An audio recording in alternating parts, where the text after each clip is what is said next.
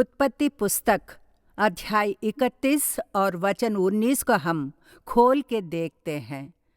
उसे मैं आपके लिए पढ़ना चाहती हूँ। लाबान अपनी भेड़ों का ऊन कतरने के लिए चला गया था और राहेल अपने पिता के गृह देवताओं को चुरा ले गई, ऐसा वचन बताता है। उसका पिता काम पर गया हुआ था।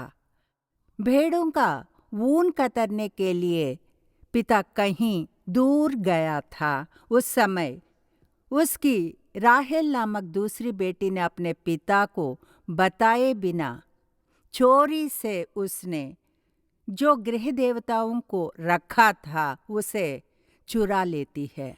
हमने याकूब के बारे में बहुत कुछ पढ़ा है, जानते भी हैं और सुना भी है।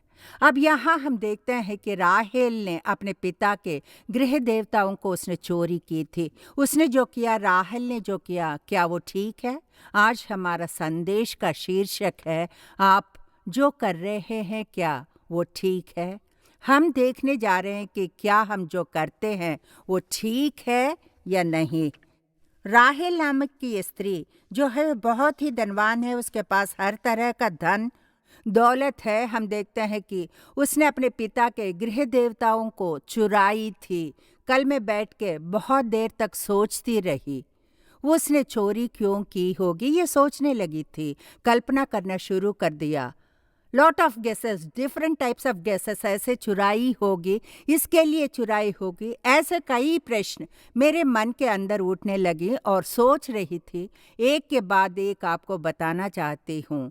हो सकता है उसके पिता जो है वो उनकी आराधना करता हो, मतलब पिता जिस रास्ते पे जाता है बेटी भी उसी रास्ते पे जाती है। जो पिता करता है वही बेटी भी करती है। लाबान ने जो किया वही राहेल कर रही थी। क्या पता उसने सोचा होगा कि जहाँ जिस देश में मैं जा रही हूँ वहाँ अगर ये नहीं होगा तो यहीं से मैं अपने पिता के गृह देवताओं को ले जाके वहाँ रख के आराधना करूँगी, यही सोच के लेके गई होगी।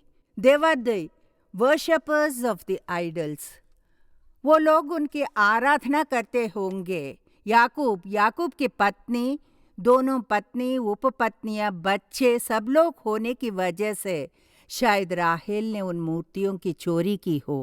She must have had a sentimental attachment. उसके मन के किसी कोने में एक आकर्षण उस मूर्ति पर, इसीलिए हो सकता है उसने उसकी चोरी की और लेके गई हो।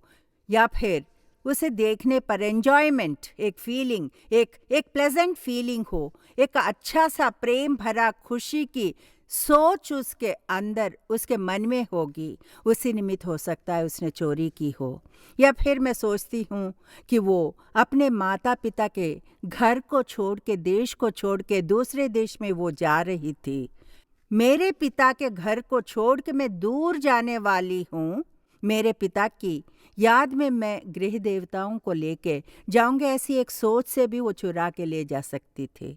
वो चोरी करके लेके गई, इसलिए ये सब कल्पना हो सकते हैं, कल्पना, ये सब इस निमित्त वो लेके गई होगी, ऐसा मैं तरह तरह से सोचने लगी थी। मैं भी अपने पिता के घर की याद करती हूँ। कुछ लोगों को देखेंगे तो हमारी माँ की उनके कपड़े, हमारी माँ की एक साड़ी अभी तक मैंने अपने पास रखा है।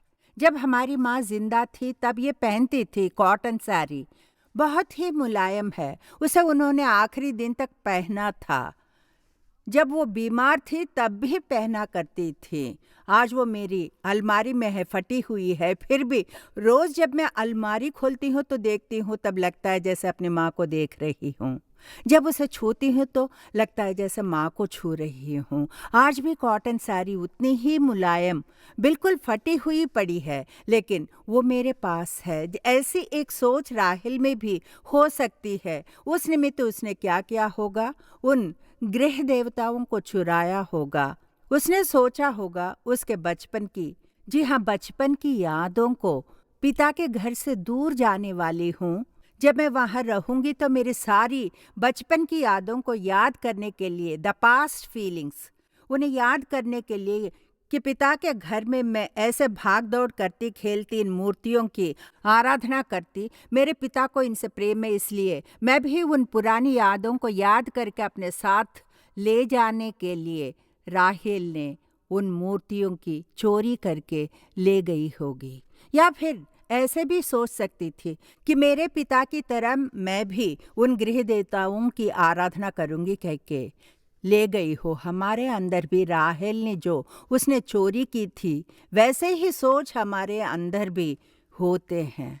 हाथों से नहीं चुराते हैं, हाथों से हमने कोई चीज़ नहीं ली, लेकिन पवित्र आत्मा आज के दिन हमसे जो बात कर रहा है वो क्या है पता है?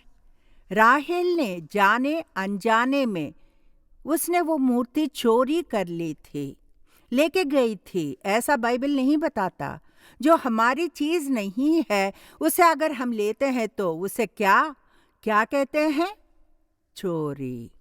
मेरे पिता के पास अगर ये मूर्ति होगी तो हम सब सपरिवार चोरी से भाग रहे हैं। हम सब कहाँ पर हैं ये बात उन सबको पता चल जाएगा। सोच के राहेल ने ऐसा काम किया होगा। फिर भी उसने जो काम किया वो चोरी ही है, ऐसा बाइबल बता रहा है। लेके गई थी ऐसा नहीं कहा। उसने अपने पिता के विरोध में मूर्ति को चुरा के ले गई थी। क्यों चोरी करके ले गई? उसने सोचा होगा कि अगर ये मेरे साथ होगा तो मुझे आशीर्वाद मिलेगा, अगर इसे अपने पास रखूंगी तो आशीर्वाद बन के रहेगा, ऐसा राहेल ने सोचा होगा। हम भी बहुत बार अज्ञान की वजह से, जानबूझ के या मोह की वजह से उस आशीर्वाद को पाने की सोचते हैं। राहेल ने भी सोचा कि वो आशीर्वाद देने वाली चीज है। अगर आशीर्वाद की ये चीज मेरे घर में हो तो मेरा घर आशीषित होगा, ऐसा राहेल ने सोचा होगा। लेकिन क्या वो आशीर्वाद बना? नहीं, बिल्कुल नहीं। राहेल के लिए वो आशीर्वाद बन के नहीं रहा। राहेल की तरह ही हमारे जीवन में कुछ बातों को रखे हुए हैं। उसे एक चीज मत समझिए। हमारे मन में कई बार सोचते हैं कि एक जानवर सो रहा है, उसे मत जगाना, अगर वो बाहर निकला तो अंजाम भयंकर होगा। ऐसा हम सब ने सुना है ना? मेरे अंदर एक जानवर है। कौन सा? क्या कोई बिल्ली को अंदर रखा है या शेर को रखा है? हमारे लक्षण, हमारा स्वभाव, हमारी सोच, मेरे अंदर एक है, उसे मत जगा, बाहर निकला तो खतरा है। उसी स्वभाव को पवित्र आत्मा दिखा रहा है। हमारे अंदर वो स्वभाव है। हम सोचते हैं कि इट्स माय स्ट्रेंथ, यही मेरी ताकत है, ऐसा हम सोचते हैं, लेकिन वो आशीर्वाद नहीं है। आप जिस चीज को ले जाके रखते हैं उसे आप आशीर्वाद समझते हैं। राहेल ने जैसा सोचा वैसा ही आप भी सोच रहे हैं, लेकिन उसने राहेल का सर्वनाश कर दिया। राहेल को इतनी जल्दी नहीं मरना चाहिए था। अध्याय 31 के वचन 19 में बाइबल बताता है कि उसने गृह देवताओं की चोरी की थी। अध्याय 35 में, जहाँ तक मुझे याद है, अध्याय 35 वचन 18 में वो मर जाती है प्रसव के समय। अध्याय 35 वचन 18 को देखेंगे तो तब ऐसा हुआ कि वो मर गई और प्राण निकलते निकलते उसने उस बेटे का नाम बेनोनी रखा, पर उसके पिता ने उसका नाम बिन्यामीन रखा। मर गई, बहुत जल्दी ही मर गई राहेल। उसकी की हुई गलती, उसने सोचा कि it's a blessing for me and I have to carry all through my life time, लेकिन उसकी लाइफ खत्म हो गई। अध्याय 31 में बच्चे के लिए संघर्ष कर कर के दोनों बारी बारी से लिया भी बच्चे को जन्म देती है, उसकी उपपत्नियां भी पैदा करती हैं, तुरंत बारी बारी से बच्चों को जन्म कर ले रहे हैं। इसी 35वें अध्याय में राहेल को एक सुंदर बेटा यूसुफ भी पैदा होता है। लेकिन देखिए, लेकिन अध्याय 35 में राहेल की मृत्यु हो जाती है। आशीर्वाद देने वाले परमेश्वर को प्रथम स्थान ना देकर आशीर्वाद है कह के एक चीज को आपने अपने पास रखा है। उस आशीर्वाद का आपको पीछा करना होगा, स्वीकारना होगा, ऐसा सोचते हैं और आशीर्वाद देने वाले परमेश्वर को छोड़ दिया है। As simple as it is. आशीर्वाद देने वाला परमेश्वर प्रथम है या फिर ये चीज मेरे लिए आशीर्वाद है, ये चीज मेरे लिए आशीर्वाद है कहना मुख्य बात है। राहेल ने ऐसा ही सोच के अपने जीवन को खो दिया है। उसे और जिंदगी जीनी थी। यूसुफ और बेन्यामीन को बड़ा करके उनका पालन पोषण करते देखना था। बहुत जल्द ही नाश हो गया उसका। उसने सर्वनाश का सामना किया। उसने जो पाप किया है, आशीर्वाद आशीर्वाद कह के चीजों को प्रथम स्थान मत दीजिएगा। राहेल ने उस वस्तु को प्राथमिकता दी, उस वस्तु को नहीं जिसने वो वस्तु दी। उस परमेश्वर को घर के अंदर ले जाइए। उस परमेश्वर को आप प्रथम स्थान दीजिए। अपने आप को, जी हाँ, अपने आप को जांचिए कि कहीं प्रभु को जिससे द्वेष है वो आपके अंदर तो नहीं है। एनालाइज योरसेल्फ, उसके अंदर क्या है। हमारी जिंदगी में व्हाट इज इनसाइड। परमेश्वर किससे द्वेष करता है ये राहेल ने नहीं जाना। परमेश्वर उस मूर्ति के निमित्त उसका नाश करने वाला है, ये राहेल नहीं जानती थी। आज के दिन पवित्र आत्मा हमें सिखा रहा है राहेल की तरह चुरा के दूसरों की कोई चीज अगर अपने पास रखते हैं तो उस कार्य से परमेश्वर को द्वेष है और होगी। अगर आप विश्वास करते हैं कि वो आपको आशीर्वाद देगी मेरे प्रियजनों, तो नहीं, हरगिज नहीं, वो आपकी जिंदगी में नाश को ले आएगी। उस सर्वनाश का पात्र आपको या मुझे नहीं बनना होगा। आपके अंदर कोई ना कोई बात ऐसी है जिससे परमेश्वर द्वेष करता हो। एक प्रिय आंटी बहुत साल पहले मर गई थी। जी हाँ, वो हमारी जान पहचान की थी, वेरी गुड फैमिली। वो मर गई थी। उनके मरने के बाद उनको दफनाने का कार्य, फ्यूनरल, उस समय आराधना कर रहे थे। पूरी आराधना में मैं भी थी। उनके परिवार के साथ हमारा परिवार का गहरा संबंध था। तब दफनाने के लिए आंटी की बॉडी को लेके गए थे।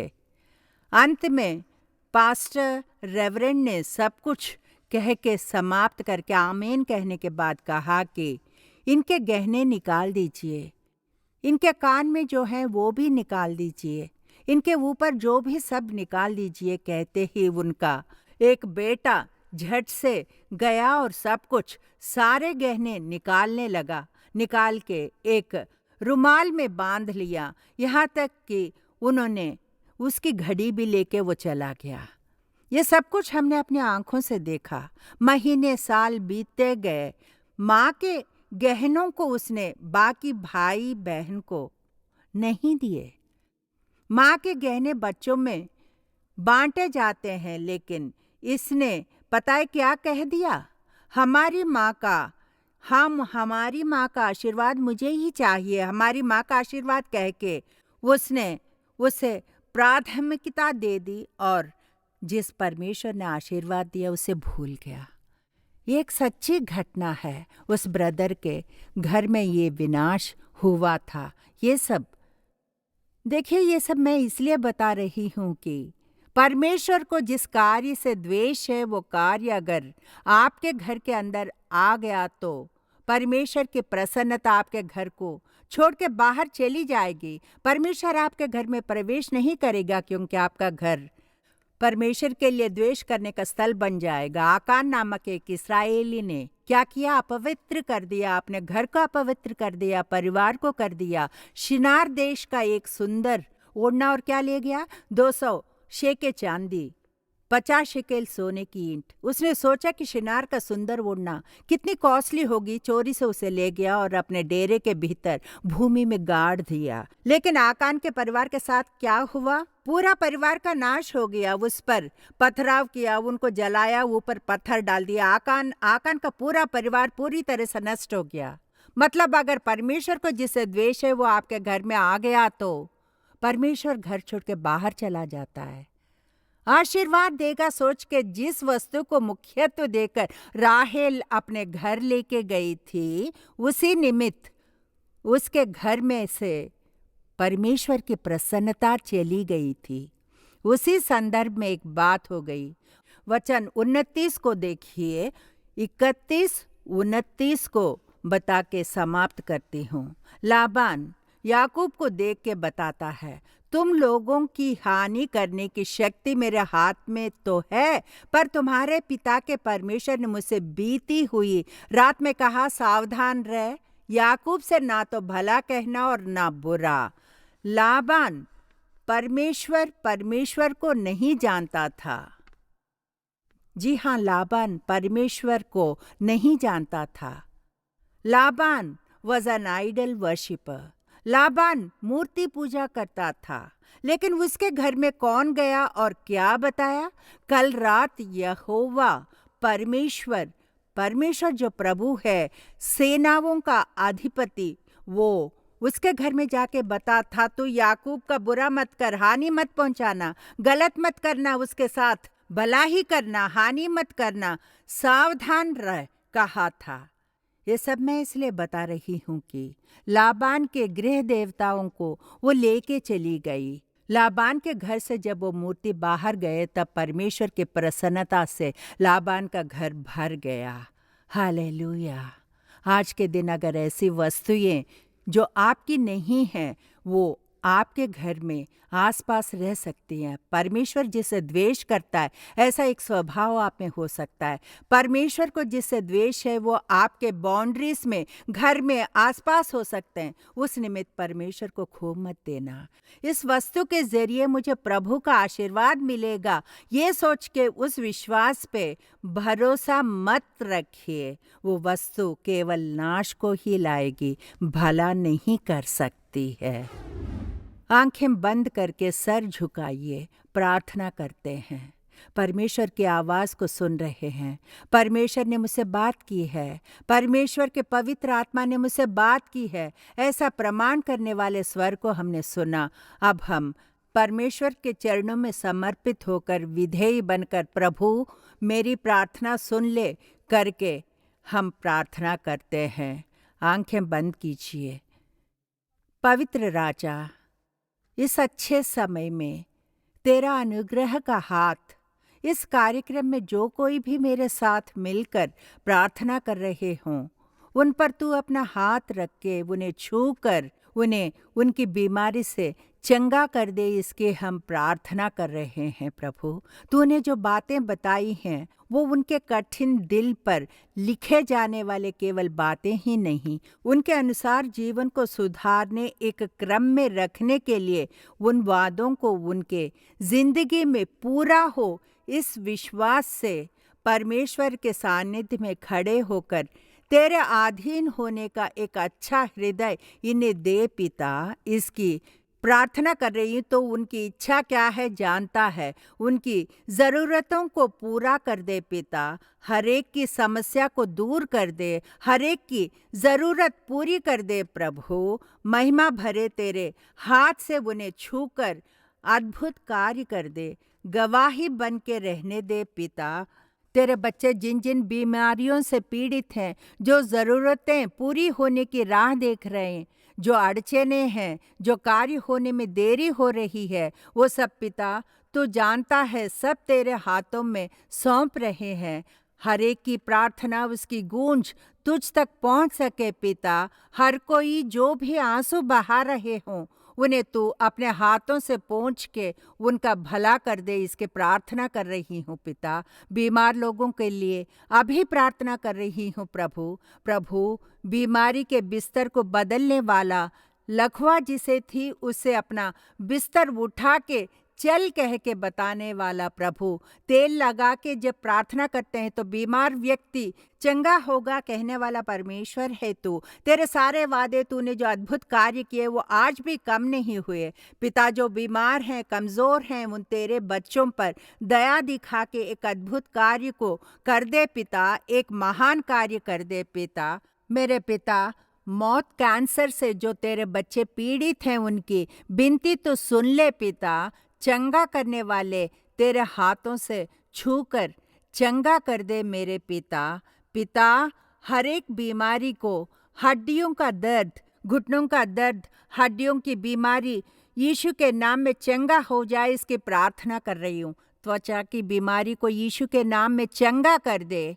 दैविक छुटकारा किडनीज में, जो किडनीज की बीमारी से पीड़ित हैं, उन्हें पिता तेरी महिमा चंगा करने की महिमा से स्वस्थ हो। तूने वादा किया था कि चंगा करूंगा, ठीक करूंगा, कहा था तूने। जो कहा उसे पूरा करने वाला है। अपने वादे को पूरा कर दे पिता। तेरे पैरों में समर्पित कर रहे हैं, विधेय बन के रहेंगे। हर एक बच्चे की प्रार्थना को आंसू का धूप बना के तेरे पास पहुंच सके। अद्भुत कार्य करके आश्चर्य मार्ग में अपने बच्चों को चलाने के लिए यीशु मसीह के नाम में प्रार्थना कर रहे हैं हमारे अच्छे पिता। आमीन, आमीन। मेरे प्रियजनों, इस संदेश का अगला भाग अगले हफ्ते सुनकर परमेश्वर को महिमा देके आशीषित होंगे।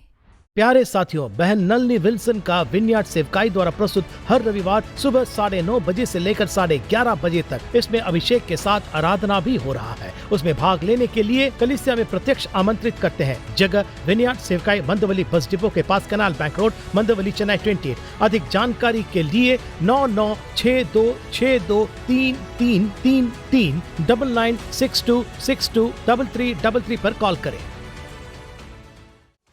बहन नलनी विल्सन का विनयार्ड सेवकाई द्वारा प्रस्तुत लगातार प्रार्थना, नॉन स्टॉप प्रेयर, हर दिन दोपहर 12 बजे से लेकर 1 बजे तक आपको लगातार प्रार्थना के लिए प्रत्यक्ष और ऑनलाइन के द्वारा आमंत्रित करते हैं। प्रत्यक्ष आने वाले number 7 south canal bank road, Mandawali bus depot के पास में, मंदवली, चेन्नई 28 पर आए। ऑनलाइन आने वाले अधिक जानकारी के लिए 9962623333 पर कॉल करें। Admissions open for 2023-24. Call 9996282000. St. John's Senior Secondary School, CBSE, Mandaveli, Chennai 28.